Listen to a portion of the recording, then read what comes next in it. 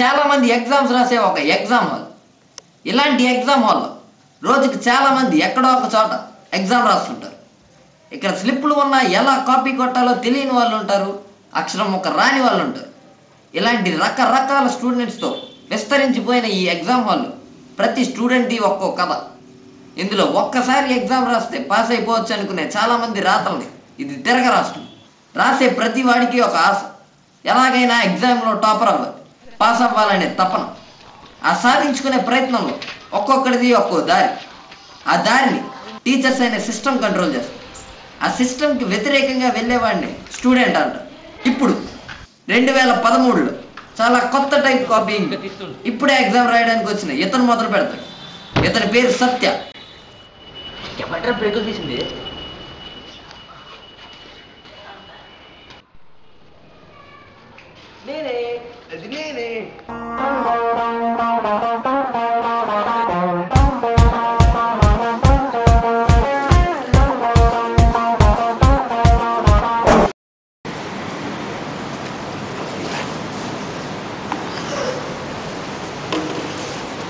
మన పని లేదు.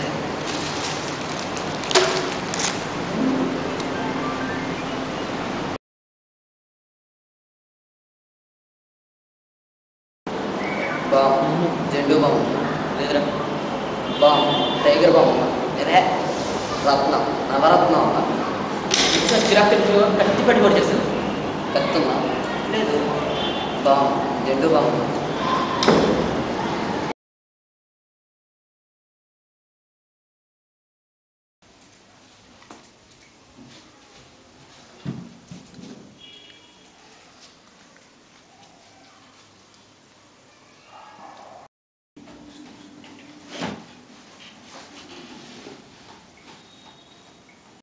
అరే బా పోర్షన్ ఏంట్రా? అరే పొద్దున్న సైన్స్ ఎగ్జామ్, ఇంగ్లీష్ ఎగ్జామ్ కాదురా? అవునా?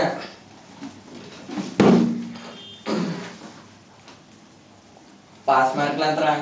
2 రోజుల్లో ఎగ్జామ్, ఎవ్వడికి ఒక్క మొక్క రాలేదు. ఈ సత్యగాడేమో నైట్ స్టడీ అని చెప్పేసి ఇద్దరిని పిలిపించాడు. ఇలా ఎలా పాస్ అవుతానరా? నైట్ స్టడీయింగ్ కాదురా, కాపీకి ప్రిపరేషన్. స్లిప్పా? నేను నిప్పులు అంటాడు, స్లిప్ పెట్టు. మాకు నీలాంటి వాళ్ళు కాదు, ఎగ్జామ్లో చూసేవాళ్ళు కాదు, చూపించేవాళ్ళు కాదు. ఆ కాపీ కొట్టే ప్లాన్ అయినా చెప్పరా, అదైనా చేద్దాం. ఆ ప్లాన్ ఇప్పుడు కాదు, ఎగ్జామ్కి ఒక రోజు ముందు చెప్తాం. That is tomorrow.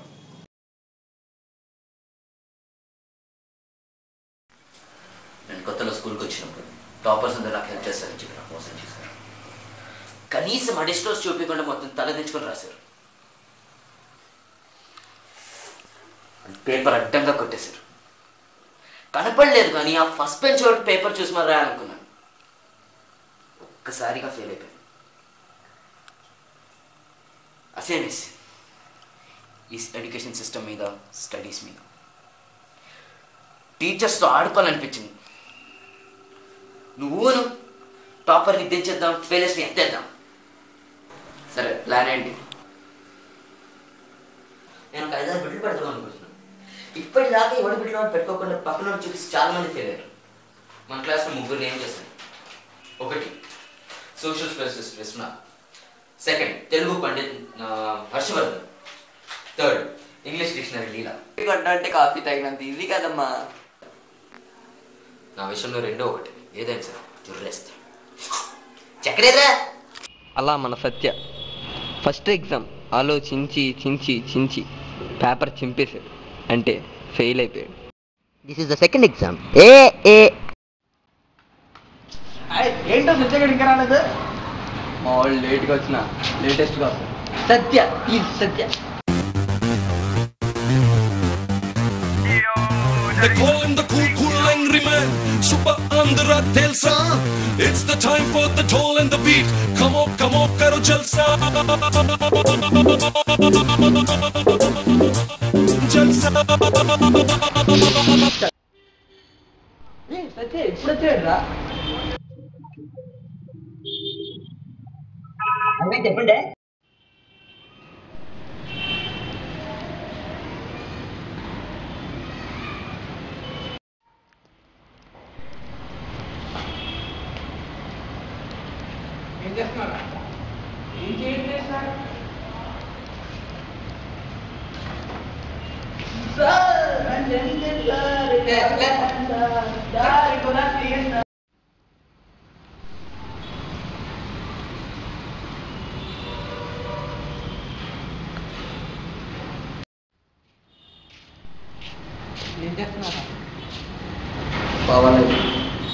యోగాలో ప్రతి ఏదో పవన్ బానే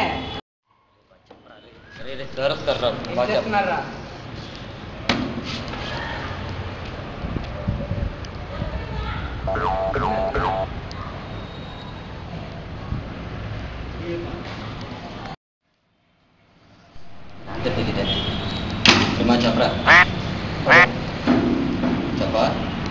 చెప్పవా చెప్పు చెప్పను గర్విషగా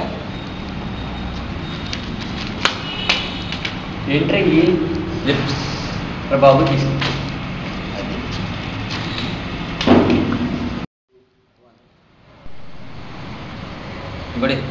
ఇంకోటా ఇంకోటి త్వరగా నేనేం లాస్ట్ ఈ రవి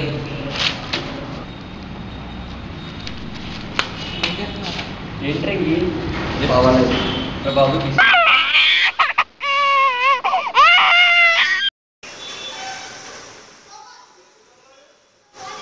ఇంటర్ మామ ఇక్కడ కూర్చున్నావు రిజల్ట్స్ ఎలా వచ్చి పాస్ అయిపోయినా నీకెంత వచ్చి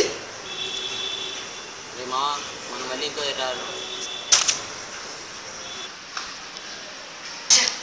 టాపర్లు ఉన్నారే అలా పెద్ద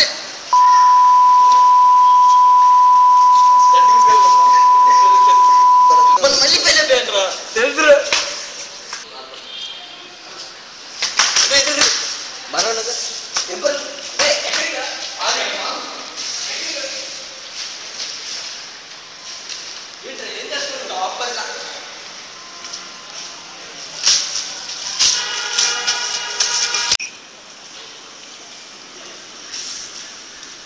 ఏమైందిరా నీకు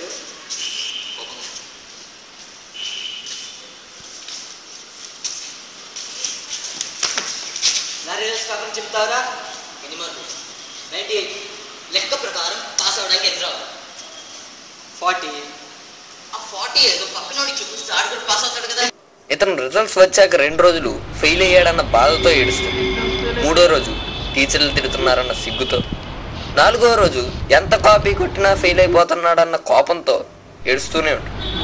సో ఇతను రిజల్ట్స్ ఇచ్చిన 4 రోజులు ఏడుస్తూనే ఉంటాడు. ఇంతలా ఏడ్చిన తర్వాత ఎప్పుడూ కాపీ కొట్టకూడదన్న నిర్ణయంతో ముందుకు సాగాడు. కానీ ఇతనిలో కాపీ కొట్టైనా పాస్ అవ్వాలి అనే తపన ఎప్పుడైనా కలగవచ్చు.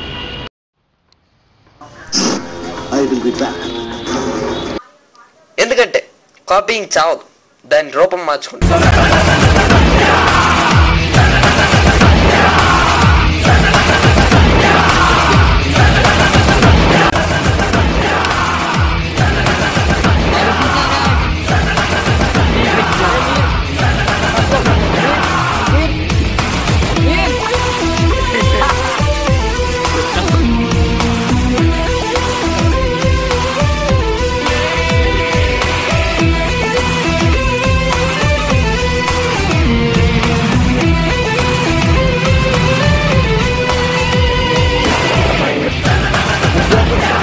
మన ఎగ్జామ్స్ రాయాలంటే మన దగ్గర ఉన్న టెక్స్ట్ బుక్లు, మన దగ్గర ఉన్న గైడ్లు, మన దగ్గర ఉన్న బ్రెయిన్ ఏది సరిపోదు.